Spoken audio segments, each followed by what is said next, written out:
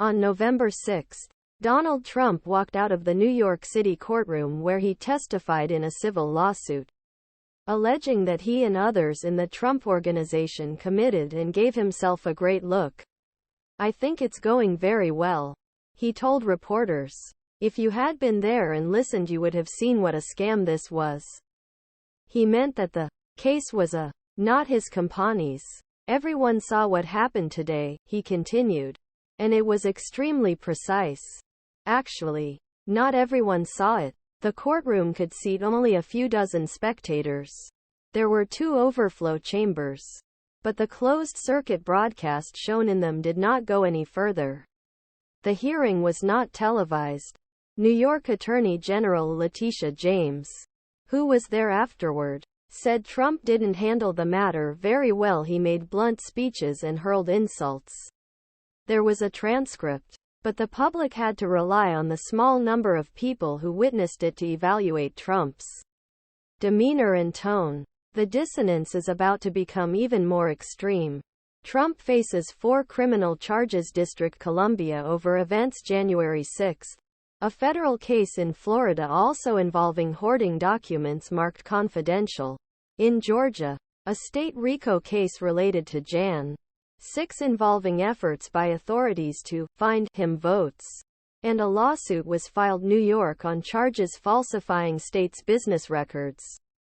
At this time, only the Georgia hearings will be televised.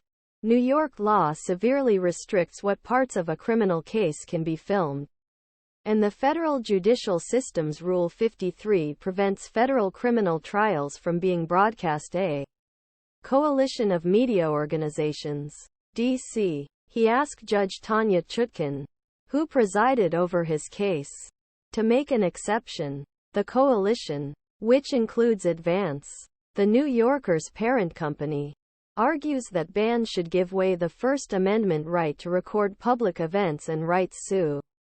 Although defendants have such a right, the public, especially those affected by the alleged crime, also has this right. There has never been a trial in our nation's history where televised hearings have been as important as this.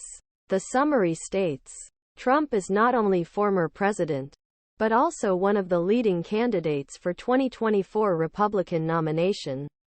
The conduct, fairness and possibly damning verdicts of trials will be at the center of election.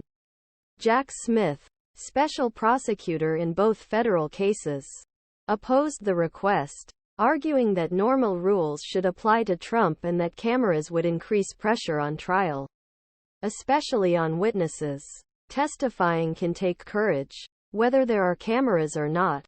However, coverage can be customized by, for example, not showing the faces of reluctant witnesses.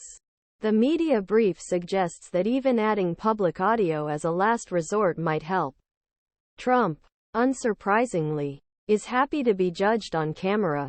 His lawyers made a brief submission stating that he absolutely agrees, and in fact requests, that these hearings be fully televised.